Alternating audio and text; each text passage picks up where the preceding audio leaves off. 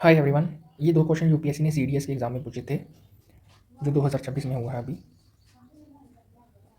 आइए देखते हैं इनको। ये पॉलिटी के क्वेश्चन है दोनों। पहला क्वेश्चन दिया गया है amendment procedure under article 368 of the constitution, और दूसरा क्वेश्चन है regarding fundamental rights of constitution of India. 91 question को देखते हैं हम। Constitutional amendment bill can be introduce in either house of the parliament. ये फर्स्ट स्टेटमेंट है। सेकंड स्टेटमेंट देखते हैं। Constitutional amendment bill should be passed in each house by majority of total membership of that house, by majority of not less than two-thirds of member of that house present and voting. Third statement है all constitutional amendment bills must be ratified by legislature of not less than one half of the states. देखिए ये बात सही है।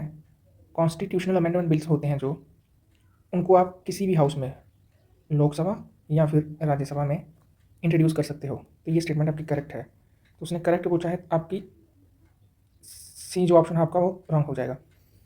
अब second statement भी आपकी correct है। कैसे? देखिए, जब भी हम कॉन्स्टिट्यूशनल अमेंडमेंट बिल को ना पास करवाते हैं तो दोनों हाउस में, ईच हाउस मतलब राज्यसभा और लोकसभा में जो टोटल मेंबरशिप है ना उस हाउस की, उसमें majority of not less then to-third of the member present and voting.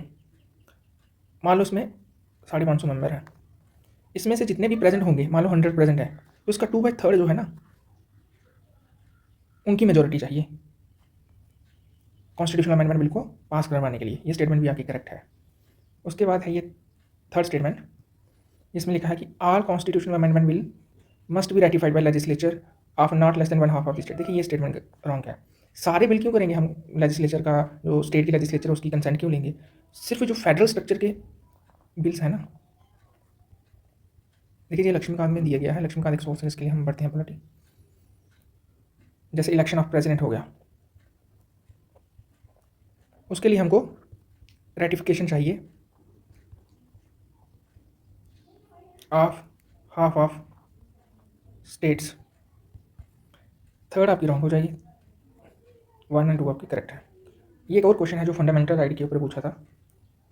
इसको आपको ट्राई करना और कमेंट सेक्शन में मुझे बताना इसका क्या आंसर है।